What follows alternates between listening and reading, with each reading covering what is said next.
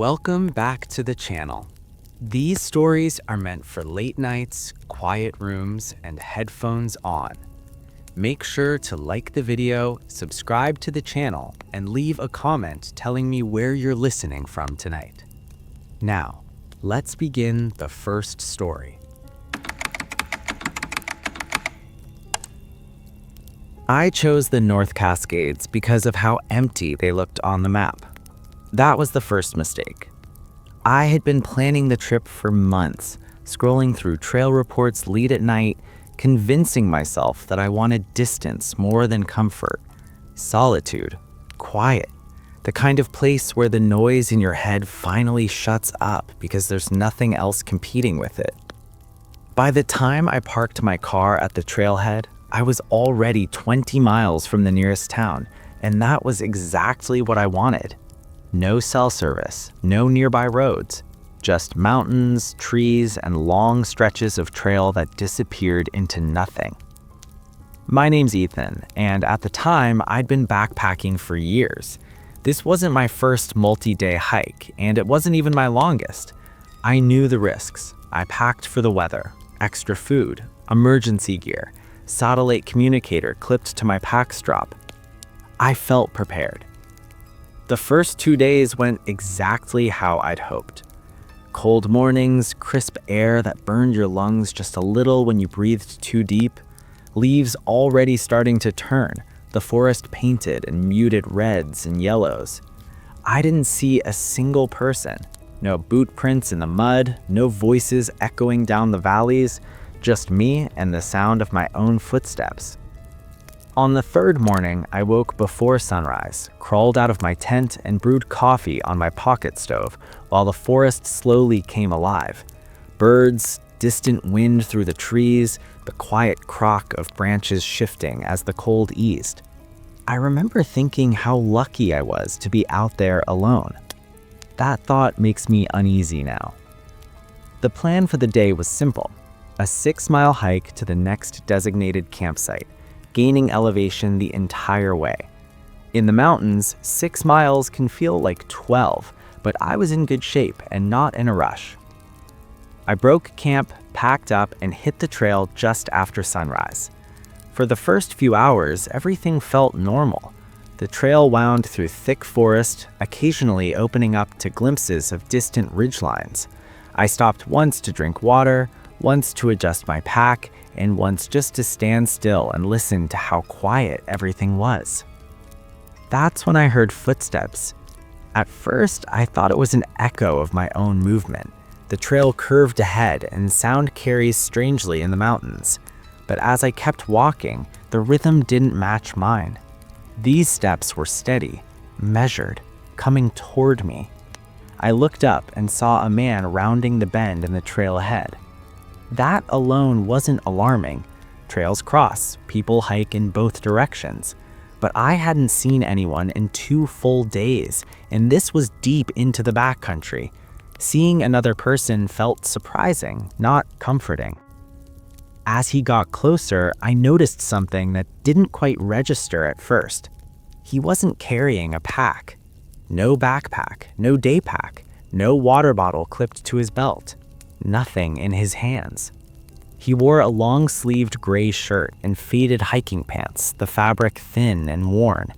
His boots looked old, the soles scuffed down unevenly.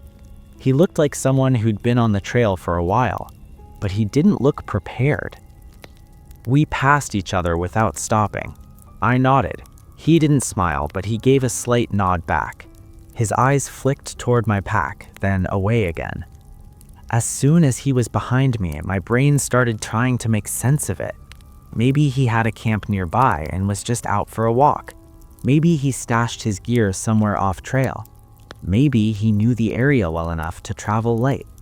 Still, it bothered me. I glanced back over my shoulder without stopping, just a quick look. He had turned around too. Our eyes met for a split second, and something about the timing made my stomach tighten. It felt less like coincidence and more like awareness, like he'd been checking to see if I was watching. I turned forward again and kept walking. For a while, I forgot about him. The trail grew steeper, the forest thicker. My legs burned, my breathing grew heavier, and my focus narrowed to the rhythm of hiking. Step, breath, step, breath.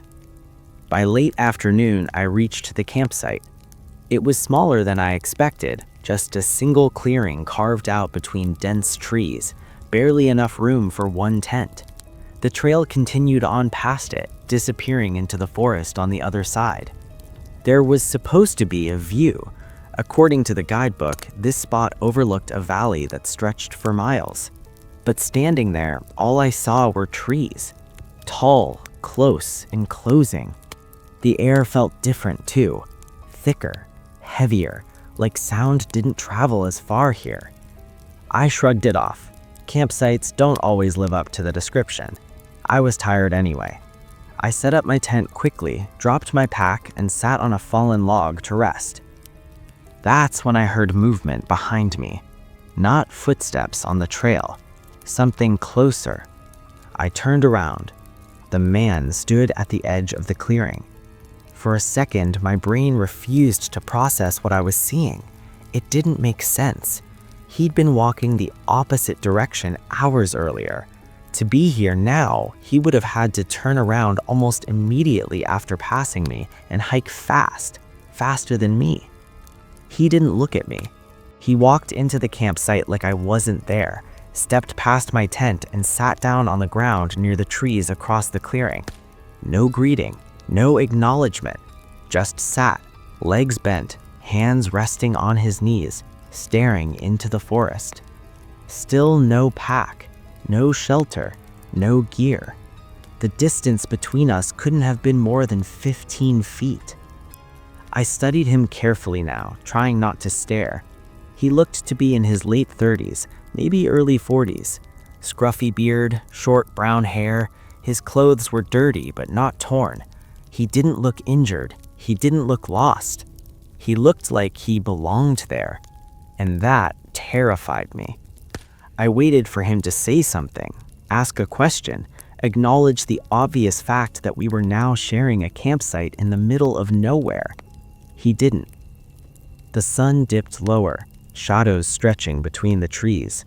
The temperature dropped fast, the way it always does in the mountains. I pulled on my jacket, my movements slow and deliberate. Still, he didn't move, didn't speak, didn't even blink as far as I could tell. My thoughts spiraled. Who hikes this far without supplies? Why didn't he react to me at all? Why choose this campsite? The more I thought about it, the more trapped I felt. There was nowhere else nearby, no other campsites within reasonable distance, and night was coming fast. I knew I couldn't stay. I didn't know where I was going, but I knew I couldn't spend the night 15 feet from someone who wouldn't even acknowledge my existence. I started breaking down my tent. That's when he turned his head, slowly, deliberately, and looked directly at me. Once his eyes locked onto mine, they didn't move. Not when I stood up, not when I stuffed my sleeping bag into my pack, not when I shouldered my gear. Every time I glanced in his direction, his gaze was already there, waiting, watching. When I finished packing, I didn't hesitate. I stepped past him onto the trail and started walking as fast as I could without running. Footsteps followed, close, steady, matching my pace. My hand slipped into my pocket and wrapped around the small knife I carried, my heart hammering so loudly I was sure he could hear it. I didn't look back again. Not yet. I didn't run. That detail matters because every instinct in my body was screaming at me to sprint down the trail and never look back.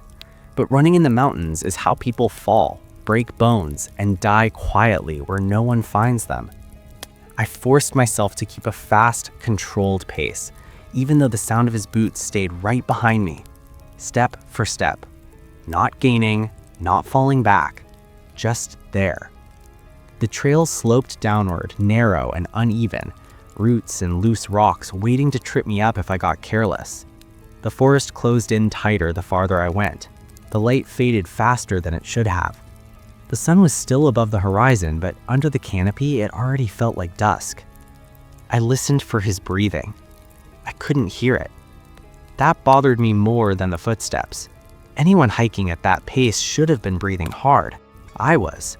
My chest burned. Sweat soaked into my shirt despite the cold. Behind me, there was nothing but the steady crunch of boots on dirt. I finally slowed and stepped off the trail, pretending to adjust my pack. My heart slammed against my ribs as I turned. He stopped too. Immediately. No delay, no extra step, like he'd been expecting it. We stood there facing each other in the dim forest. Up close, his face looked worse than it had earlier. His eyes were bloodshot, ringed with dark circles. There was something flat about his expression. Not angry, not curious, just empty. "You going somewhere?" he asked. His voice was calm, too calm, like we were passing each other on a sidewalk instead of standing miles from civilization. I decided to move camps. Weather's changing. He nodded slowly, like he was considering that. Then he glanced past me, back up the trail in the direction we'd come from. "Only campsite around. Be ashamed to lose it." Something about the way he said lose made my skin crawl. "I'll find another spot. Plenty of daylight." That was a lie. We both knew it. His eyes flicked down to my pack again, lingered there, then returned to my face. "You carrying food?" he asked. There it was, the question I'd been dreading. "Enough," I said. He smiled for the first time. It wasn't friendly. "Good," he said. "Gets cold at night." I didn't respond. I stepped back onto the trail and started walking again. After a moment, his footsteps resumed, this time closer. The trail twisted through the forest for another mile before reaching a narrow footbridge crossing a shallow but fast-moving creek. The water rushed over rocks below, loud enough to drown out everything else. For the first time since leaving the campsite, I couldn't hear him behind me. I stopped at the edge of the bridge and waited. 10 seconds passed, then 20. My pulse pounded in my ears. Finally, he emerged from the trees. He stopped a few feet from the bridge and looked down at the water, then back at me. "You crossing?" he asked. "Yeah," I said. "Mind if I go first?" Every alarm in my body went off at once. "No," I said immediately. "I'll be quick." I stepped onto the bridge without waiting for his response. The wood creaked under my weight, slick with moisture. Halfway across, I glanced back. He hadn't followed me. He stood exactly where I'd left him, watching. I crossed the rest of the way and stepped onto the opposite bank. The trail continued straight ahead, but there was also a faint side path leading downriver. It wasn't marked on my map, probably an old game trail or runoff path. I made a decision. Instead of continuing forward, I stepped off the main trail and followed the faint path downhill, keeping the creek between us. I moved quickly but carefully, using the noise of the water to mask my movement. About 50 yards, I crouched behind a fallen tree and waited. Minutes passed. Then I saw him. He crossed the bridge slowly, scanning the trail ahead. When he reached the other side and didn't see me, he stopped. His head turned. Left, right. Then he smiled again. A wider smile this time. He stepped off the trail, straight towards the creek. My stomach dropped. He followed the waterline, boots slipping on wet rocks, eyes scanning the brush. He moved with confidence now, no hesitation, like he'd done this before. I stayed perfectly still, barely breathing, as he passed within 10 feet of my hiding spot. I could smell him, sweat and dirt and something sour underneath. He paused, turned slightly. For a terrifying second, I was sure he'd seen me. Instead, he crouched and dipped his hand into the creek, letting the water run over his fingers. "Ethan," he said softly. I froze. I had never told him my name. He straightened and looked directly at me. Our eyes met. There was no surprise on his face, no triumph, just certainty. "You were hoping you'd try this," he said. I bolted. I didn't think anymore. I ran. Branches tore at my clothes as I crashed through the undergrowth, uphill now, lungs screaming, legs burning. I could hear him behind me, crashing through the brush with shocking speed. I reached a steep incline and scrambled up, grabbing roots and rocks, tearing my hands open. At the top, the forest thinned, opening into a rocky slope littered with loose shale. I slipped, slid, caught myself, and kept going. The sound behind me faltered. I glanced back. He stood at the edge of the trees, staring up at me. His expression had changed. Not angry, not smiling, annoyed. "You'll get hurt. Come back down." I didn't answer. I climbed higher until my legs gave out and I collapsed behind a cluster of boulders. I forced myself to stay awake, stay alert, even as darkness fell completely. Hours passed. I heard him move below me, slow steps, occasional rustling. Once his voice floated up through the trees, calm and conversational, like he was talking to someone sitting beside him. People think the woods are empty. They never are. I didn't sleep. Just before dawn, I heard him leave. I waited another hour before moving. When I finally crept down, the area below was empty. No tracks I could follow. No sign he'd ever been there. I hiked non-stop until I reached a ranger station late that afternoon. I told them everything. The man, the questions, the chase. They listened carefully. Then one of the rangers exchanged a look with the other. "You're not the first," the older one said. They never found him. But the ranger did tell me something I still think about. Every few years, someone goes missing in that area. Solo hikers, backpackers, people who thought being alone meant being safe. I don't backpack alone anymore. And I don't go anywhere without a plan to leave fast. Because out there, far from roads and towns, you're not as alone as you think. And sometimes, someone is already waiting. The first thing I noticed wasn't the size of the apartment or the way the hallway lights flickered like they were on their last breath. It was the smell.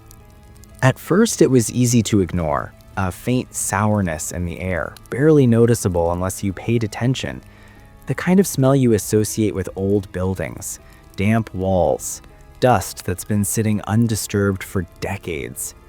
I'd lived in enough cheap places to know that sometimes you just accept weird smells as part of the deal. This place was cheap. Too cheap, according to everyone I told. But I needed it. I had moved in on a Tuesday afternoon with 2 duffel bags, a backpack, and a cardboard box full of things I pretended I didn't care about. The building sat on a narrow street where the houses leaned slightly toward one another as if sharing secrets. Brick exterior, 3 stories, no elevator. The kind of place that looked unchanged since the late 90s. The landlord, Mr. Hale, met me at the door. He was older than I expected, late 60s, maybe early 70s. Thin, stooped, with gray hair that looked permanently damp. He wore a cardigan despite the heat and spoke softly, like he didn't want to disturb the building. "3rd floor," he said, gesturing toward the stairs. "I hope that's all right." I told him it was fine. The stairwell smelled like cleaning solution layered over something else. Something stale. Each step creaked loudly, echoing up and down the narrow space. Halfway up the 2nd floor, I noticed a door at the end of the hallway, different from the rest. No number, no handle, just a smooth paint-caked surface with a heavy latch and a thick padlock near the top. I paused for half a second, looking at it. "That's storage," Mr. Hale said quickly, without looking back. "Old tenant belongings. I'll deal with it eventually." The way he said eventually sounded like never. I shrugged it off and followed him upstairs. My apartment was small but clean. 1 bedroom, a narrow living area, a kitchenette with an old electric stove that hummed even when it wasn't on. The window faced an alley cluttered with dumpsters and fire escapes, but at least it let in light. I signed the lease that same day. The first night was quiet, almost too quiet. I unpacked just enough to make the place livable and ordered takeout. Around midnight, I lay in bed scrolling through my phone, listening to the building settle. Pipes ticked behind the walls. Somewhere above me, someone paced slowly back and forth. I noticed the smell again as I turned off the light. Stronger now. Still faint, but closer, like it was coming from somewhere nearby instead of the building as a whole. I got up and sniffed around the apartment like an idiot. Trash was empty, sink was clean, no spoiled food anywhere. When I opened my bedroom door, the smell faded slightly. The hallway outside was cooler, dimmer, and at the far end, barely visible in the low light, was the locked door. I stood there longer than I should have, staring at it. The smell was strongest there. I told myself it was mold, or old furniture, or wet cardboard rotting in a sealed room. I went back to bed. The second night, I woke up at 2:38 a.m. to a dull thud. Not loud enough to be alarming, just enough to register. I sat up, heart already racing. Another thud followed, closer this time. Then a scraping sound, slow and deliberate, like something heavy being dragged across concrete. I held my breath and listened. The sound wasn't coming from upstairs. It was coming from the other side of my bedroom wall, the wall shared with the locked room. I waited for it to stop. It didn't. After a full minute, the sound faded into silence. I didn't sleep again that night. The next morning, I ran into Mr. Hale on the stairs. I mentioned the smell casually, trying not to sound paranoid. "Oh, that," he said, smiling, too quickly. "That room's been sealed for years, probably mildew. I'll have someone check it." His eyes never met mine. As he continued downstairs, I noticed his keys. There were a lot of them, too many. Several old-fashioned ones, long and narrow, the kind you don't see much anymore. That stuck with me. Over the next few days, the noises became part of my nights, always after midnight. Sometimes it was a dull impact, sometimes scraping. Once I heard what sounded like someone coughing, wet and deep, like someone trying to clear fluid from their lungs. That night, I sat on my bed with my phone in my hand, debating whether to call the police. I didn't. What would I even say? There are strange noises coming from a locked storage room? Instead, I knocked on the wall. The sound stopped instantly. I waited. Nothing. I told myself that was proof it was just pipes or animals, that I was letting my imagination run wild. Stress, lack of sleep, new place jitters. By the end of the week, the smell had changed. It wasn't just sour anymore. It was sweet, cloying. It clung to the back of my throat and lingered on my clothes. I started lighting candles, opening windows, running a fan non-stop. Nothing helped. Late one night, fed up and exhausted, I stepped into the hallway and walked toward the locked door. Up close, it was worse. The air felt thick, heavy. I could almost taste it. I raised my fist and knocked. Once. Silence. I knocked again, harder. For a long moment, nothing happened. Then 3 slow taps echoed from the other side. I staggered back, my heart slamming so hard it made me dizzy. Someone was in there. I stood frozen, staring at the door, waiting for it to open. It didn't. No more sounds followed. I locked myself in my apartment and stayed awake until sunrise. The next morning, I noticed a dark stain creeping out from beneath the locked door. It was thin at first, just a narrow line seeping into the hallway carpet. By evening, it had spread wider, soaking deep into the fibers. I knocked on Mr. Hale's door that night. No answer. I left him a message. He didn't respond. That night, the noises were louder, closer, and this time, when I lay in bed, I heard something else. Breathing. Slow, shallow, right on the other side of the wall. I pressed my ear against it, shaking. A voice whispered my name. I hadn't told anyone in the building who I was. That was the moment I knew.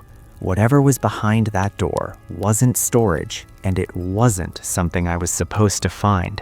I sat on the edge of my bed with the lights on, my phone clenched in my hand, staring at the wall I shared with the locked room.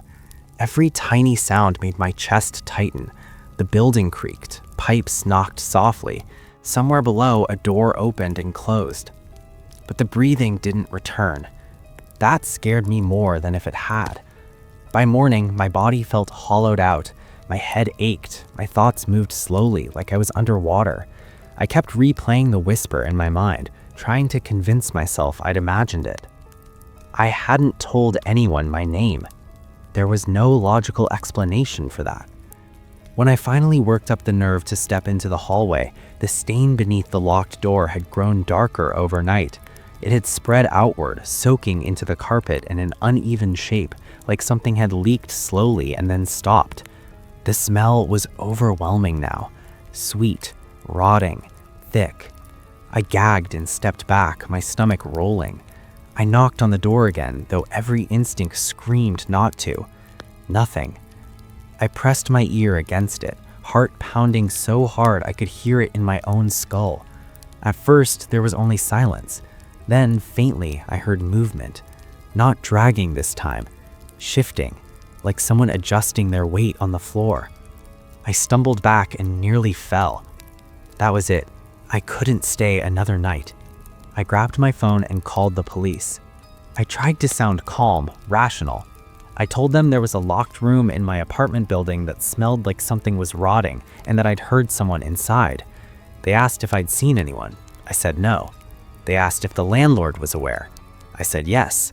They said they'd send someone to do a welfare check. 2 hours passed. No one came. I called again. This time, they told me an officer would stop by later that afternoon if someone was available. That was when I decided to pack. I didn't care about the lease. I didn't care about the deposit. I threw clothes into bags, my hands shaking so badly I kept dropping things. Every few minutes, I'd stop and listen, convinced I'd hear the door opening. I didn't. Around 3 p.m., there was a knock on my apartment door. I nearly screamed. I crept toward it, peering through the peephole. Mr. Hale stood in the hallway. He looked different, more tired, more strained. His cardigan was gone, replaced with a wrinkled button-up shirt. Dark circles hung under his eyes. I didn't open the door. "I know you called the police," he said softly. My stomach dropped. "How do you know that?" I asked, my voice barely above a whisper. "I have friends," he replied, "and you shouldn't have done that." Something in his tone chilled me. Not anger, not panic. Resignation. "I want to leave. I want out of the lease." He sighed, rubbing his face. "I was hoping you wouldn't find out." "Find out what?" I snapped. "What's in that room?" He looked down the hallway toward the locked door. "It was never supposed to be occupied," he said slowly. "That space, that part of the building. But people kept asking questions, and I didn't have the money to renovate, so I sealed it." "You sealed a person in there?" I shouted. His eyes flicked up at mine. "Not at first." A cold wave of nausea washed over me. He explained it in fragments, like he couldn't bring himself to say it all at once. Years ago, a tenant was living illegally in that room. A man who paid cash, didn't ask questions, didn't have paperwork. When Mr. Hale finally went to evict him, the man attacked him. Hale survived. The tenant didn't. Panicking, terrified of prison, Hale locked the room and never opened it again. He told himself he'd deal with it later, that the smell would fade, that no one would notice. But later never came.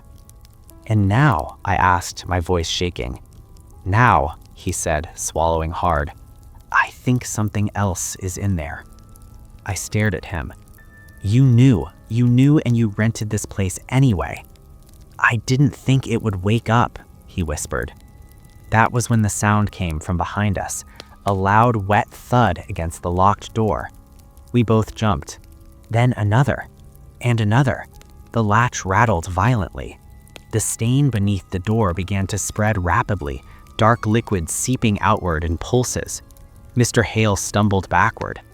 "I have to leave. he said, his voice breaking. "I should have burned this place down years ago." He turned and ran down the stairs. I didn't hesitate. I grabbed my bags and bolted after him. As I reached the stairwell, the door behind me exploded inward with a sickening crack. Wood splintered, metal screamed as the latch tore free. I didn't look back.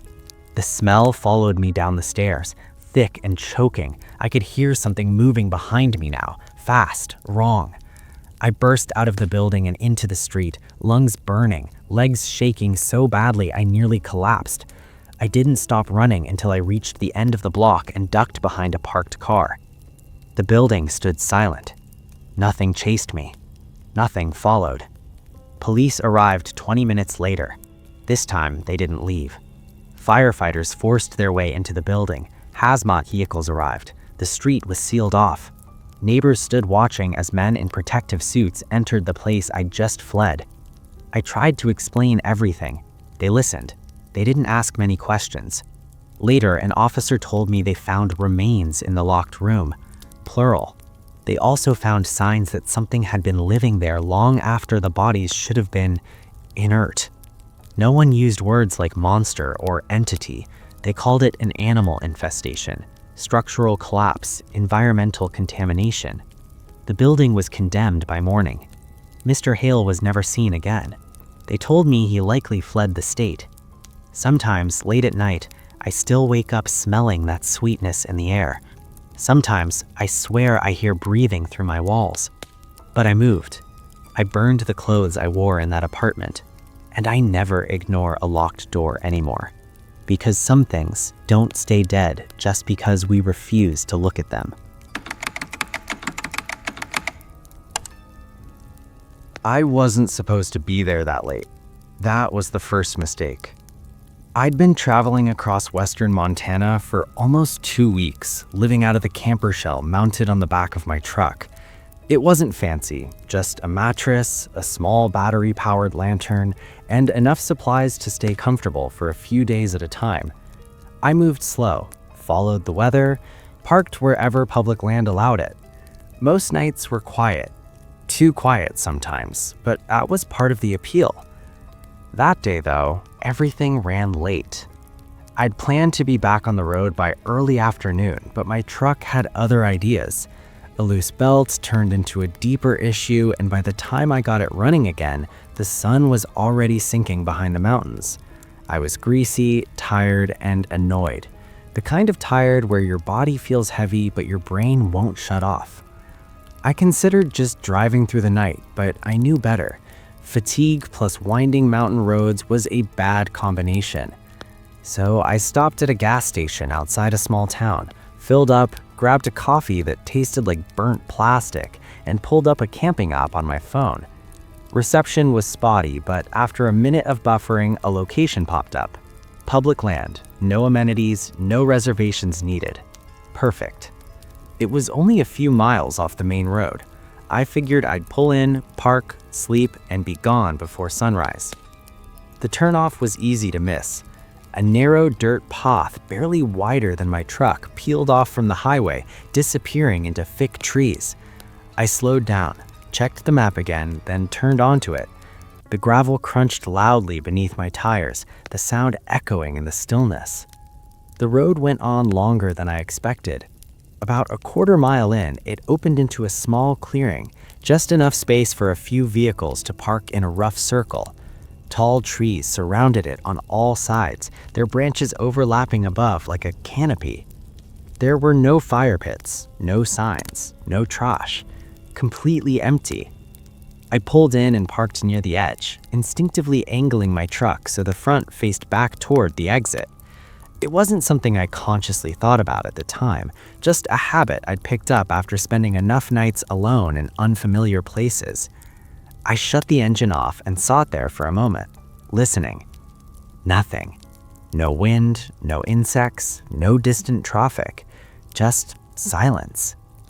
I climbed into the camper, shut the hatch, and flicked on my lantern. The soft yellow light made the small space feel warmer, safer. I peeled off my jacket, kicked off my boots, and lay down on the mattress with a sigh. That was when the light hit the window. At first, I thought it was my imagination, a brief flash, like someone sweeping a flashlight beam through the trees. Then it happened again. This time it was unmistakable. Headlights. I sat up slowly and reached for the edge of the privacy curtain, pulling it back just enough to see through the corner of the window. A vehicle was coming down the dirt road. It moved slowly, deliberately, like the driver was careful not to make too much noise. The headlights cut through the trees, bouncing as it rolled over uneven ground. My first thought was relief. Another camper, someone else just looking for a place to sleep. The truck came to a stop at the edge of the clearing and stayed there. The engine didn't turn off. The headlights didn't dim. They just sat, pointed directly at my truck, flooding the clearing with harsh white light. I waited. Maybe they were deciding whether to park. Maybe they'd seen my truck and were about to turn around. A full minute passed. Then two. My chest tightened. Something about the way they were positioned felt wrong. They weren't angled like someone preparing to reverse. They were blocking the exit completely. I folded the curtain back into place and listened. The engine idled steadily. No doors opened, no voices carried through the trees. I told myself I was being paranoid, that this was just another tired traveler unsure what to do. Still, I sat up and started pulling my boots back on. I figured I'd leave. I didn't need the spot badly enough to share it with someone who made my skin crawl. I reached for my keys, already imagining pulling out and continuing down the road. That was when I heard a door open. Metal creaked softly. Then footsteps. I froze. They weren't heavy, not rushed, just slow, deliberate steps crunching across gravel. I eased the curtain back again, heart pounding. The headlights were off now. Two silhouettes stood near the edge of the clearing, walking toward my truck. I couldn't see their faces, just the vague shapes of two men, their outlines blurred by darkness. One of them was holding something long and solid in his hand. It caught a faint glint of moonlight as he shifted his grip. A tool, or something worse. I let the curtain fall and held my breath. My mind raced through options, none of them good. To reach the driver's seat, I'd have to open the camper hatch and climb down. That would put me right in front of them. The footsteps stopped. For a moment, there was nothing but the sound of my own breathing. Then a voice cut through the quiet. "Hey," the man called out. His tone was casual, almost friendly. "You're in there." I didn't answer. "We're kinda lost, just need some directions. Mind opening up?" His words slurred slightly, as if he'd been drinking, or maybe he was just trying to sound relaxed. I stayed still.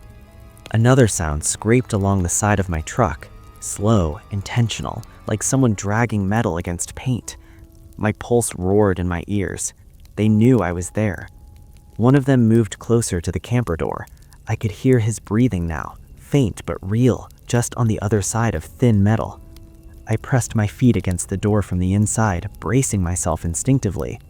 The handle rattled a little, not hard enough to break it, just enough to test it.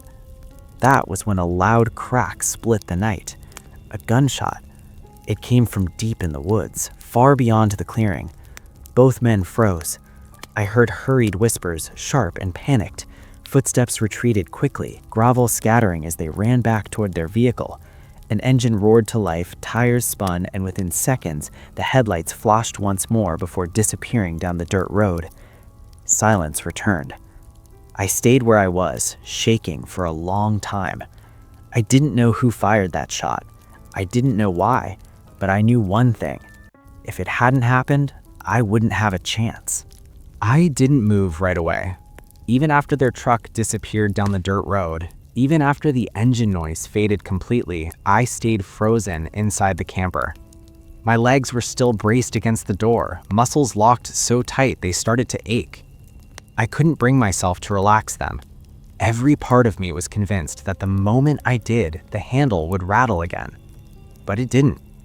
The woods settled back into silence, deeper and heavier than before. No insects, no wind, just that thick, suffocating quiet that made every small sound feel amplified. I counted my breaths. 10, 20, 30. My hands were shaking so badly I had to clasp them together to steady myself. My mind kept replaying the moment the men ran, the way panic had instantly replaced whatever confidence they'd had. That gunshot hadn't just scared them, it had disrupted something. A plan. And that bothered me. I finally forced myself to move.